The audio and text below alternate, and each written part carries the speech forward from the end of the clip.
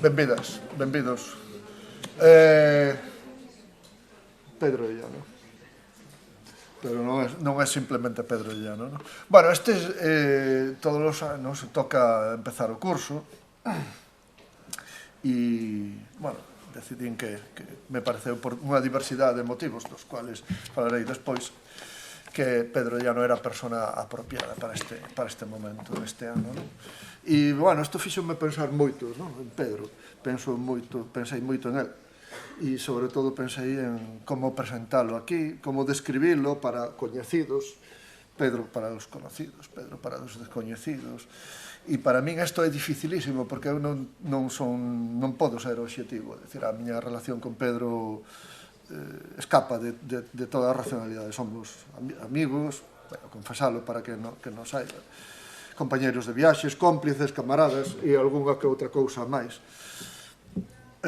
Todo eso faime, como decía, difícil racionalizar un discurso coherente e moito menos obxectivo, que se debe supoñer que debe salir desde esta mesa.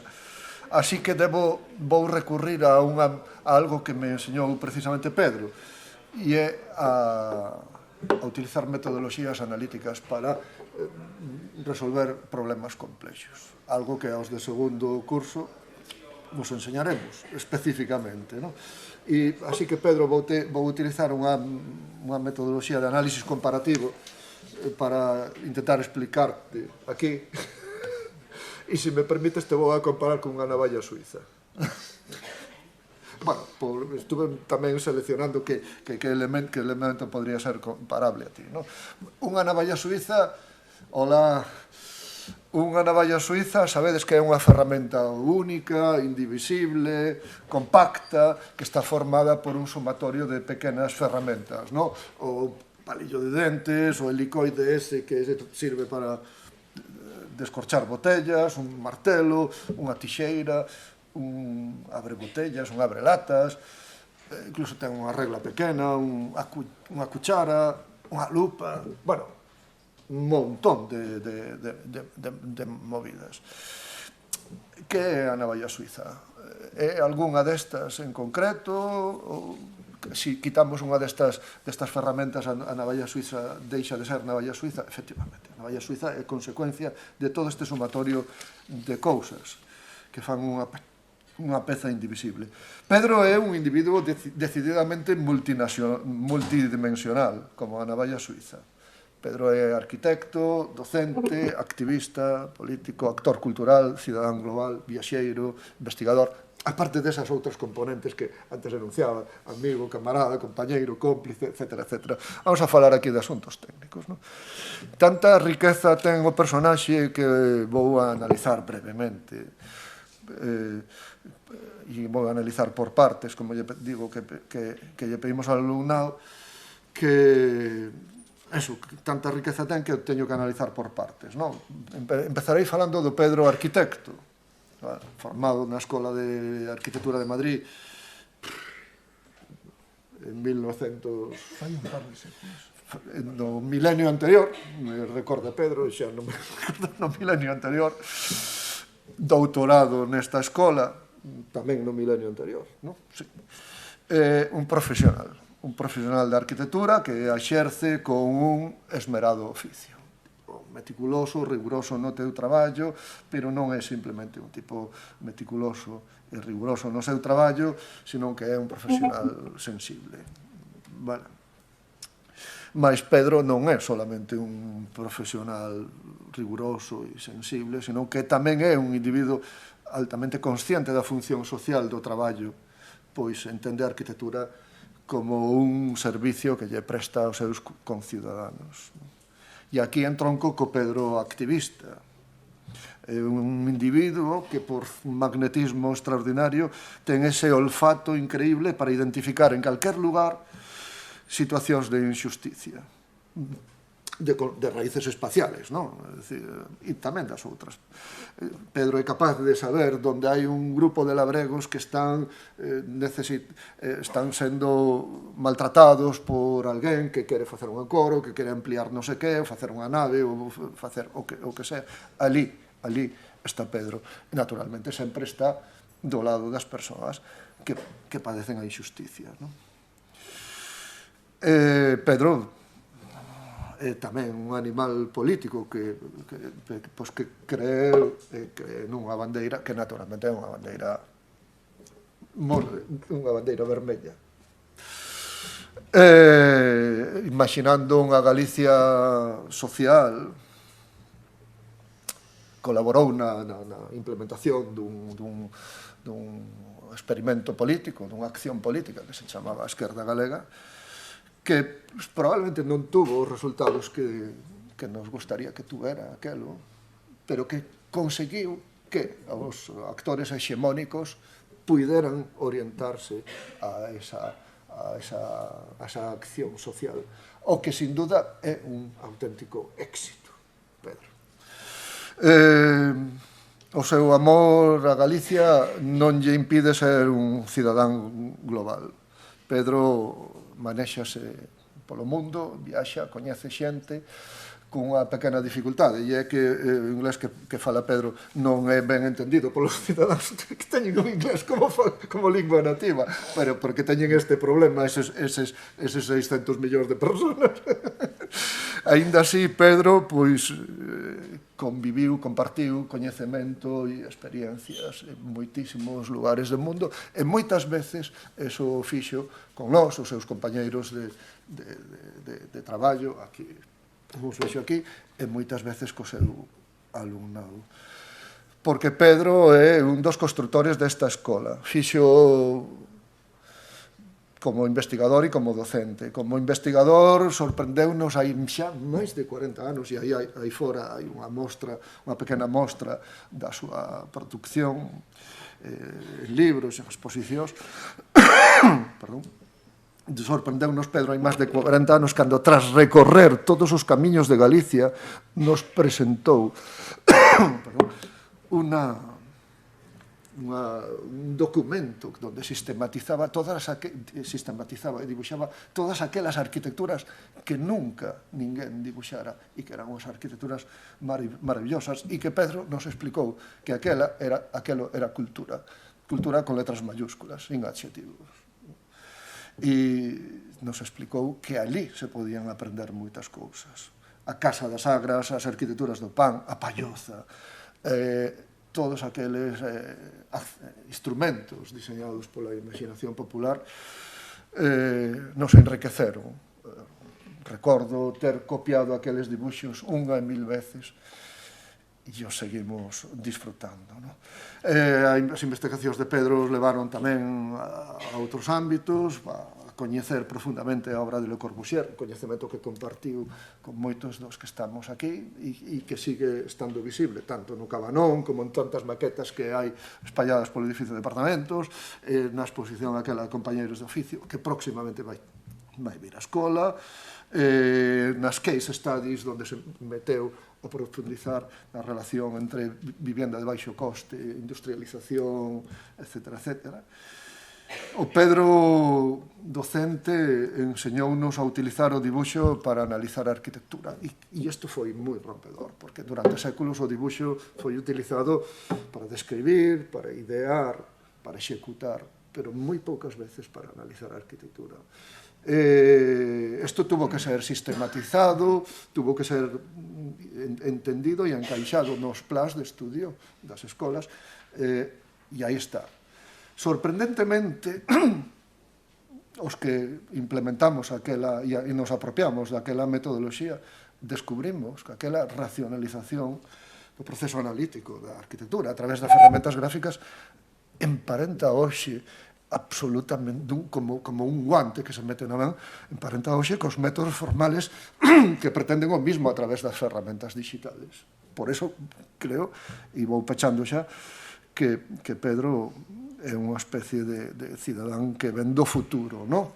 Aqueles análises arquitectónicos son os análises arquitectónicos que hoxe utiliza a sociedade digital, aquelas aprendizaxes de arquitectura vernacular son hoxe accións políticas europeas, paneuropeas, estatales, autonómicas, que nos falan de resiliencia, de sustentabilidade, de economía circular, palabras que daquela non imaginábamos que existían, pero que sabíamos que eran así.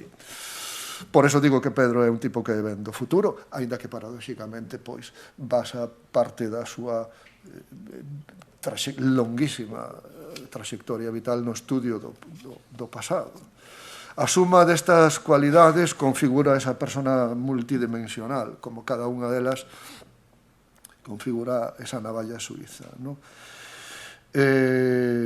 Amigas e amigos, queridas compañeras da escola, por todos estes motivos pensei que hoxe, un día como hoxe, se tiña que sentar nesta mesa unha navalla suiza. Pedro, benvido, encantadísimo de que estés aquí. Gracias, Plácido. Ben.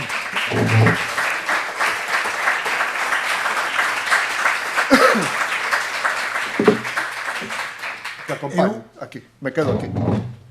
Eu, pese ao que di, Plácido, non veño do futuro, veño dunha aldea que se chama Angueira de Castro, que está a 70 kilómetros da Coruña, donde eu, hai 7 anos ou 6 anos, non recordo cantos,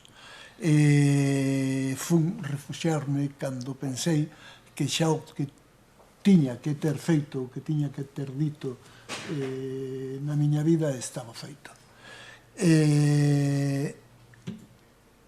Hoxe, por culpa deste,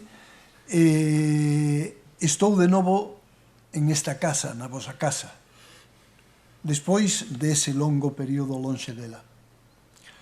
Fai un montón de anos que me retirei, como vos dixen, e desde entón o meu contacto coa escola foi prácticamente inexistente. Hoxe, con esta benvida aos que ahora se están incorporando ao universo da arquitectura no 50 aniversario da creación da escola, retomo o contacto co que durante moitos anos foi o meu mundo. Plácido e Carlos me piden que en 40 minutos xustos, que non me dan ningún máis, ningún menos, el como é o director pode falar o que quere, pero os demais temos que falar o que nos mandan. Entón, me piden que vos estimule para disfrutar con un futuro que para algúns hoxe empeza, e vou a intentar facelo. Con ese fin, me gustaría que convertíramos este acto en algo máis informal do habitual. Nunha charla en que chavales de máis ou menos anos podan preguntar e dicir o que pensan a un bello exprofesor de 70 e moitos como si todos tiveran a mesma idade. Se non o consigo, será culpa miña, porque o certo é que estades entrando en un mundo maravilloso. Un mundo no que toda a vosa vida poderá ser vivida como un sono máxico se escolledes ben entre dúas alternativas claramente diferenciadas. A primeira é integrarvos en ela sin máis pretensións que garantizarvos un máis ou menos seguro hoxe modus vivendi.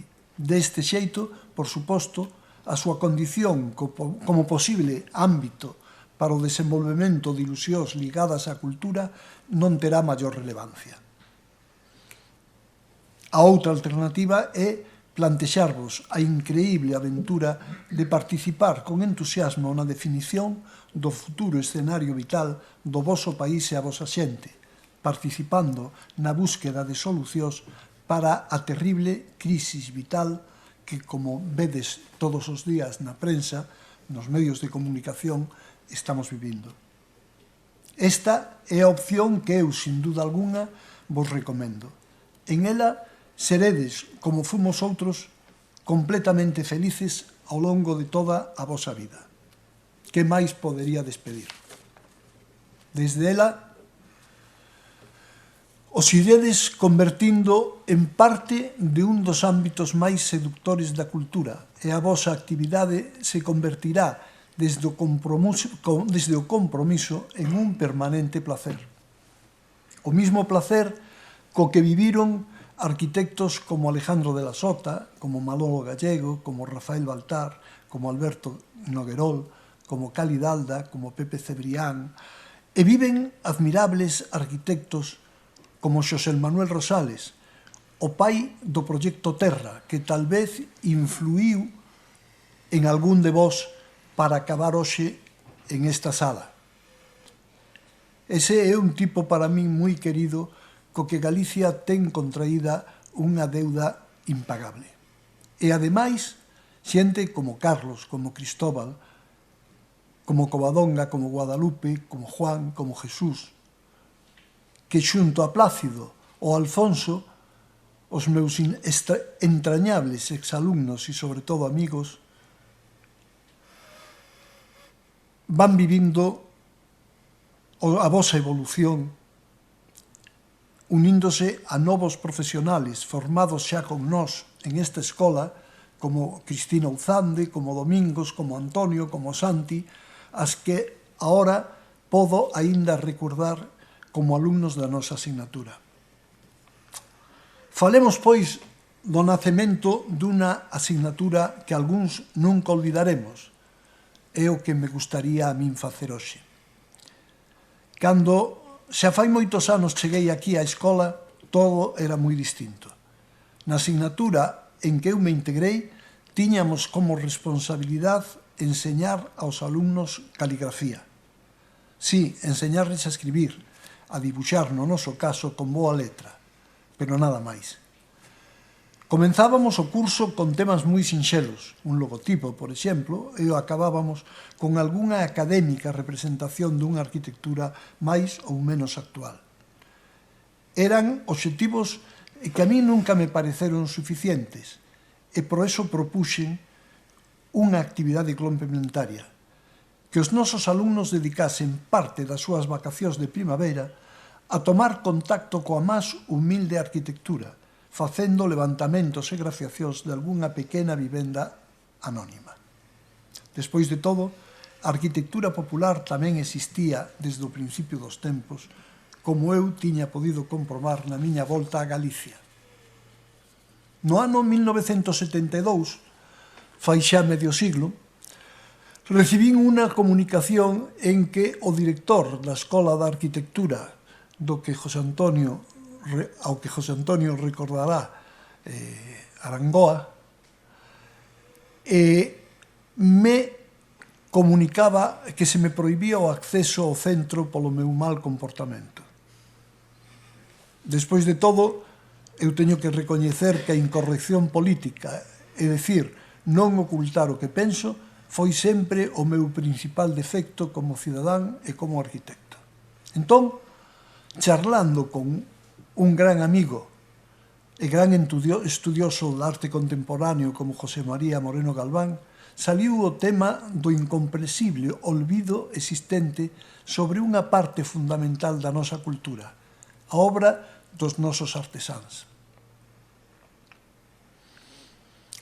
Si eu só podía entrar na escola para examinarme como alumno libre, que coño pintaba en Madrid?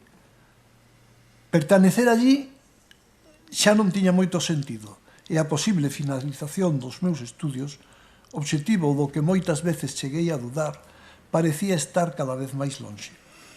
Volvín a casa, conseguín un traballo e nos meus ratos libres comecei a viaxar por Galicia para coñecer a súa arquitectura, intentando aprender cousas dela que tal vez no futuro me permitiran concretar propostas directamente ligadas ás necesidades da nosa xente. E o caso é que encontrei un mundo co teito de palla. En aquel momento recorrín as dosas montañas coa única axuda dun mapa de carreteiras que aínda conservo e comprendín a auténtica importancia da nosa arquitectura popular como parte funcional, fundamental da nosa cultura. Traballei en Ons, en Pedre, no Cebreiro. Foi aquela unha maravillosa aventura comenzada na Serra dos Ancares coa asombrosa arquitectura de unhas pallozas que ben poderían sintetizar as posibles ensinanzas extraíbles de unhas intemporais e sostibles construccións, como a súa integración no seu emplazamento, os seus materiales e a forma de utilizalos, e a creación de unha experiencia sensorial que nos ofrecían con efectos como os creados polas súas luces e as súas sombras. Alí comecei, por tanto, a miña aproximación á nosa máis primitiva arquitectura elaborando un catálogo das pallozas entonces existentes. Creo que recordar que eran 100 e pico en Galicia. E pasáronme historias absolutamente surrealistas, pero non é o momento de contalas. Ademais, restaurei as pallozas do arruinado cebreiro de Elías Baliñas, co que pintei flechas amarillas e logo seguín recorrendo toda Galicia para intentar aproximarme ás distintas tipoloxías constructivas existentes. Así, comecei unha investigación sobre a arquitectura popular galega que logo continuei xa na escola coa colaboración dun grupo de alumnos que, dirixidos por Plácido, realizaron o primeiro levantamento existente da aldea de Piornedo. Mais tarde, sendo xa o señor Lizancos arquitecto, e coa colaboración dun novo compañeiro, Alfonso Salgado, outro dos vosos actuais profesores, comenzamos un largo proceso para rehabilitar os núcleos de Piornedo e Vilarello e o camiño que une ambas aldeas. Foi aquel un proxecto para nós moi querido e, como Froito diu, unha entrañable amistad, desbaratado por políticos incompetentes, entre os que o seu responsable chegou a declarar á prensa que nos consideraba profesionalmente muertos. Profesionalmente, claro. Así eran de chulos aqueles tipos, e siguen sendo. O feito é que, bueno, eu sou un consciente de que teño unha certa tendencia á dispersión, pero aínda recordo que estamos aquí para falar do voso futuro.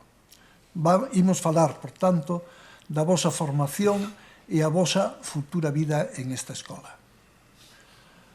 Co tempo, a asignatura na que continuei como profesor auxiliar durante uns anos, mentras dibuixábamos as obras de distintos e variopintos arquitectos postmodernos sin interés para min,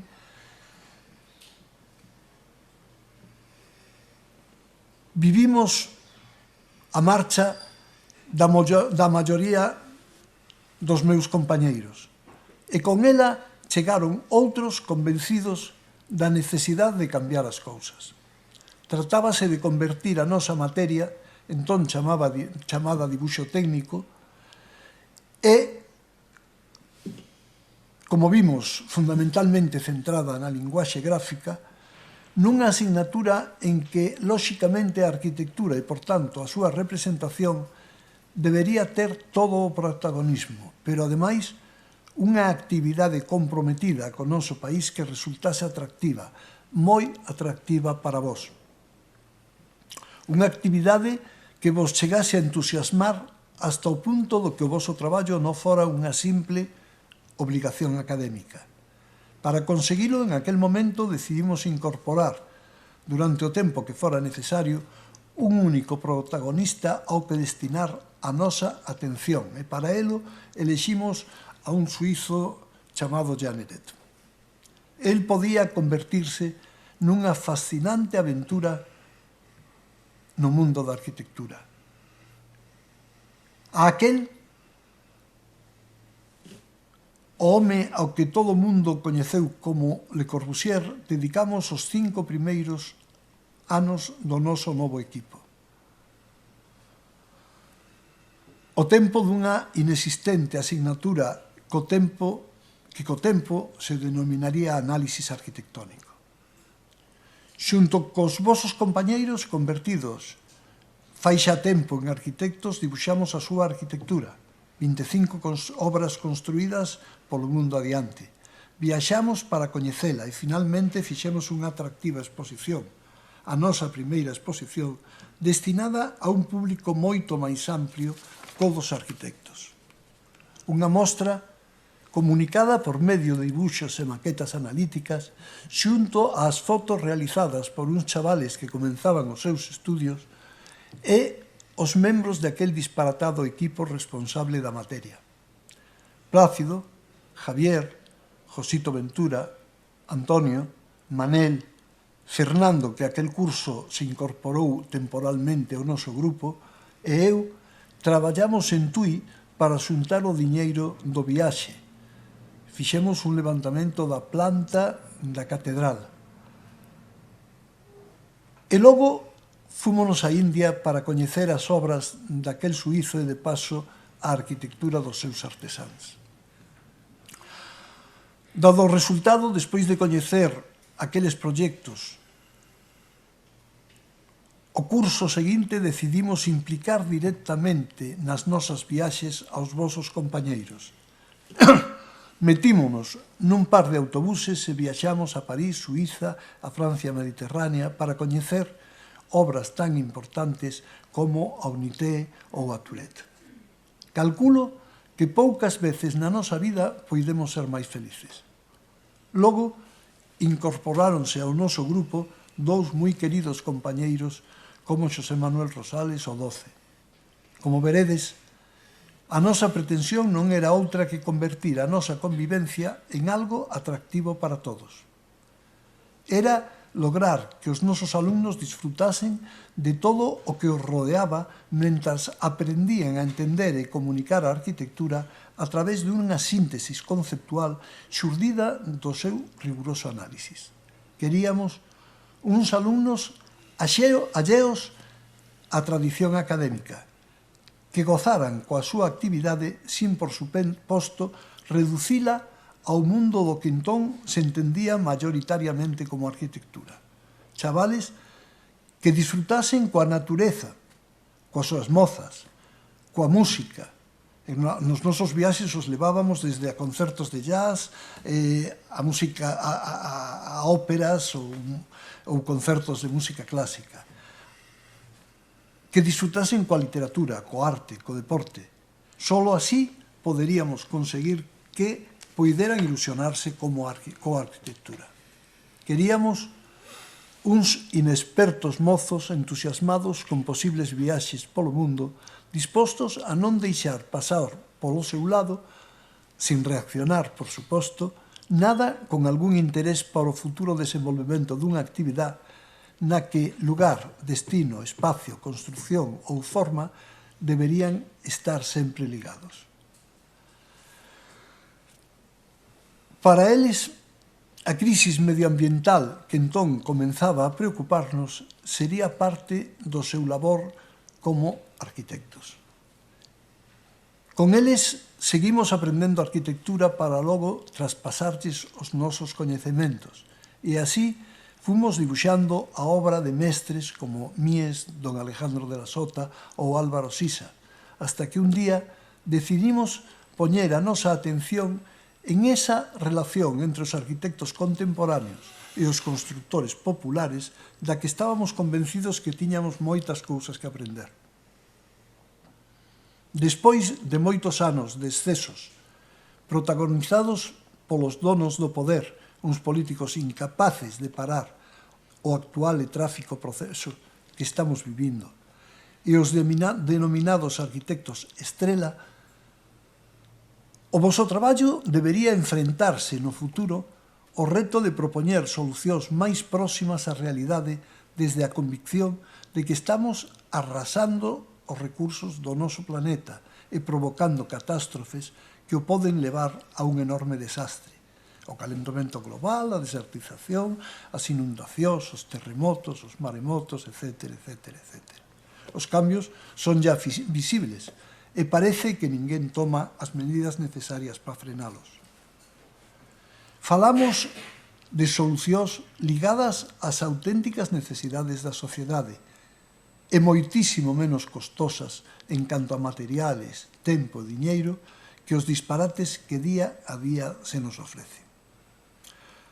logo de distintos delirios formales, como a chamada Cidade da Cultura de Santiago, coa que eu escribín no seu momento un artigo con Plácido denunciando o que pensábamos de ela, a situación que o mundo atravesa supón para vós un momento de voluntarias limitacións que haberá que abordar coa austeridade e o bo sentido de aqueles que, sin sabelo, construíron antes que nós unha lóxica e exemplar arquitectura.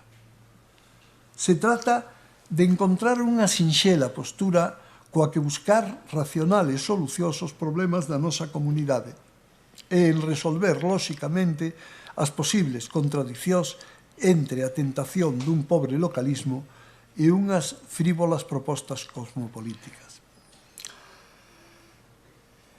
A vosa arquitectura deberá, pois, no futuro, adaptarse ás características xeográficas, climatolóxicas, sociales, económicas e tecnolóxicas do seu medio. E para elo, pareceunos lóxico recoñecer, entre outros distintos referentes, o posible valor que o coñecemento do traballo dos artesáns poidera ter no noso proceso creativo. Esa era, na nosa opinión, un bo camiño e para facelo resulta de gran utilidade volver os ollos á respetuosa arquitectura que durante moitos siglos construíron aqueles aos que Le Corbusier chamou os nosos compañeiros de oficio. Non se trataba de aprender deles milagrosas solucións, senón racionales plantexamentos sostibles. Plantexamentos que nos leven a un encontro entre a arquitectura e a sociedade agora máis que nunca necesario. De aí xurdiu unha nova idea para desenvolver en todos os cursos que resultasen necesarios o noso novo proxecto. Entón, partindo das ensinanzas de xente como Darwin, como William Curtis, que decían que a arquitectura acababa nun daqueles valos que os paisanos facían para separar un de outro cultivo. Así como de Wright e outros arquitectos do fin do século XIX e principios do XX. Nós pretendíamos analizar a relación entre a súa visión da arquitectura e as peculiaridades e necesidades do seu medio, e así o fixemos. Tratábase simplemente de abrir os ollos a todo aqueles que as humildes construccións sin autor poideran enseñarnos, sin lóxicamente convertir esos descubrimentos nunha única referencia para os nosos proxectos. O desenvolvemento dunha arquitectura pode, despois de todo, reciclar calquer tradición, partindo dunha actitude crítica, dinámica, que modernice as súas contribucións. A nosa pretensión foi sempre aprender de unhas pequenas arquitecturas nas que os seus usuarios vivían grata e racionalmente. En realidad, pensábamos nas dimensións de unha obra, que as dimensións de unha obra pouco teñen que ver coa súa trascendencia cultural e a sensibilidade, o rigor, o cariño, o equilibrio, o coñecemento do medio, do seu uso, e calquera idea que actúa como detonante do proceso fan de moitas pequenas edificacións ou intervencións no medio auténticas leccións de arquitectura. Loos, Mies, Sota, Ostintem, Alto, Barragán trouxéronos así hasta a segunda parte do século XX, aquel momento en que os estudantes de todo o mundo rebelámonos contra unha sociedade para nós aborrecible, reivindicando actitudes como a por nós elexida como base para a nosa asignatura, mentras, en Portugal, Álvaro Sisa proyectaba uns pequenos, espléndidos proxectos por nós visitados cos nosos alumnos, como a súa piscina de Lesa de Palmeira ou o seu restaurante Boanova. Dedicamos entón, ademais, un par de cursos a unha xuvenil e seductora nova arquitectura holandesa, que nos fixo camiñar polo rehabilitado borde marítimo de Ámsterdam e volvimos a montar outra nova exposición na mesma escola, esta vez titulada Holanda 2001, na que dous dos nosos alumnos, Antonio e Santi, xogaron un fundamental papel. Mais tarde, supimos que en Xapón xóvenes arquitectos como Ito, Hasegawa, Sejima, Nishizawa, Ban estaban analizando os espacios do universo zen e os actuales problemas do seu entorno, reflexionando sobre os seus lixeiros cerramentos e as súas solucións lumínicas, e dando lugar a unha increíble arquitectura que xunto aos vosos compañeiros, que hasta ali nos acompañaron, chegou a fascinarnos. Mentras, en Suiza, Peter Zumthor proyectaba a Casa Gugalon, a Capilla de San Benedetto, as Termas de Valls, e ao outro lado do mundo, Glenn Murcutt definía solucións como a Casa Marica Alderton ou a de Mary Short, e o facía por medio de unha arquitectura ecolóxica sustentable ligada ás máis elementales solucións do seu medio. Tanto para un como para outro era necesario reavivar o mundo dos sentidos, o tacto, o sonido, o olor, e para eles eses sentidos eran fundamentales no disfrute dunha arquitectura. O espacio pasaba así a convertirse en un feito poético que facía tempo tres arquitectos galegos tiñamos coñecido no interior das Pallozas.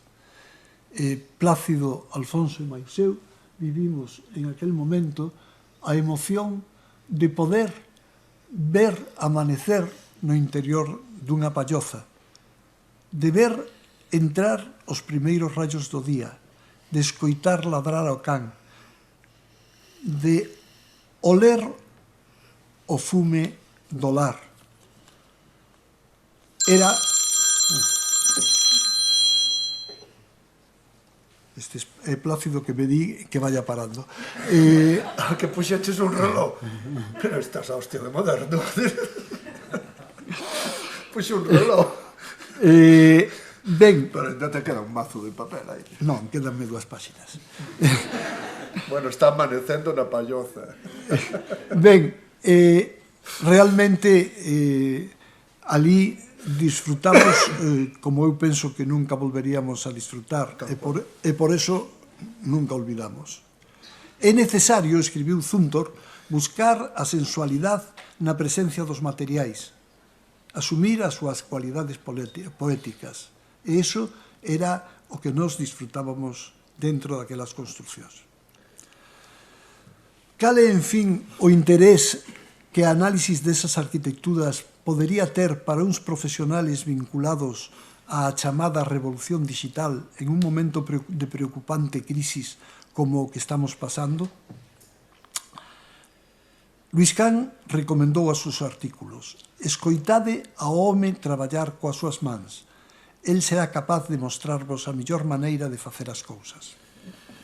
Esta é, en fin, a perspectiva desde que a posible relación entre a nosa actividade e a dos futuros arquitectos, xunto a trayectoria de sensatez da inagotable arquitectura dos artesáns, podería chegar a tener un indudable sentido. Entre tanto, entre nós, o interés pola arquitectura sin arquitectos seguía crecendo. Leendo e viaxando para fer distintas obras contemporáneas e, ademais, a bella arquitectura presente no seu entorno, fomos penetrando en el xunto aos grandes maestros do pasado siglo, encontrándonos con distintas actitudes coas que eles se aproximaron á racionalidade anónima como base para a definición dunha innovadora e racional arquitectura. Nós, como esos artesáns, deberíamos aprender moitas cousas da natureza protexendo a nosa paisaxe. Si eles o fixeron con indudable éxito, por que non intentar aproveitar o que unha vivenda das nosas serras orientales ou a caseta dun humilde pescador, como fixo Juan coa súa casa na playa podan aportar conceptualmente as nosas actuais solucións. En ese aprendizaxe, lonxe de todo mimetismo, poderían xurdir innovadoras e descoñecidas arquitecturas como a dos Case Study Houses. Na nosa opinión, as máis antiguas construccións parten da súa adaptación ao territorio, aceptando o reto da natureza, mentras a arquitectura actual o fai desde un absurdo contexto económico-social que a determina decisivamente. E por eso, como un último exemplo da nosa actividade no mundo da enseñanza da arquitectura, quixera recordar unha referencia final. Quen hubiera imaginado que desde California casi olvidados e maravillosos arquitectos como Schindler ou descoñecidos diseñadores como Gregory Hine, condenado a desaparición por, incalificables personaxes, puideran mostrarnos un novo camiño para definir o que eles denominaron como arquitectura para a xente común. Desde que comenzamos o estudio da súa experiencia para crear unha arquitectura alegre, asequible aos seus xóvenes usuarios, o noso principal obxectivo foi escoitar as súas voces para entender a súa actitude frente á sociedade. Aí estaba o noso último tema. En unha sociedade como a nosa, podería ser de gran interés coñecer como eles plantexaron a súa actividade, a súa arquitectura e a tecnoloxía que a fixo posible, con un único obxectivo, concretar un novo modo de vida en función das necesidades económicas e vitales dos seus destinatarios. Cales eran os plantexamentos culturais daqueles arquitectos? Cales as peculiaridades da arquitectura que eles plantexaron como alternativa? Hasta que punto influíron en ela factores como unha estandarización na que habería que basarse a renovación da nosa arquitectura? Cales eran as características dos seus posibles clientes? O obxectivo deste último tema pretendía logo aportar unha pequena contribución ao desenvolvimento dunha cultura crítica da arquitectura. Estábamos ante un bo tema para seguir pensando nas necesidades e oportunidades de cambio que nos plantexa unha situación na que a arquitectura só pode ter sentido se realmente soluciona os problemas plantexados. Unha arquitectura que nos aporte uns racionales resultados optimizando os recursos existentes para lograr máis calidade con menos coste. Se trata, pois, de observar en eles a súa importante contribución a un flexible desenvolvemento tipolóxico da vivenda, de advertir as posibilidades que nos ofrecen desde uns ámbitos interiores humanizados en íntimo contacto ca natureza, de abrir os ollos ao profundo coñecemento de cada material e a rigurosa precisión do seu uso, de acercarnos a unha arquitectura sostible que aporte un riguroso aproveitamento dos recursos naturais e renovables, definindo solucións basadas no maior rendimento e no menor impacto sobre o ecosistema no que se localizan, de buscar, en fin, novas posibilidades para a nosa actividade sobre a base de 3 sinxelas actitudes: a sensatez, a austeridade e a sensibilidade. Esta, nin máis nin menos, é a historia que hoxe vin a contarvos. No futuro seredes vos quen siga dando vida a esta historia e por eso me despido dándovos as gracias por anticipado.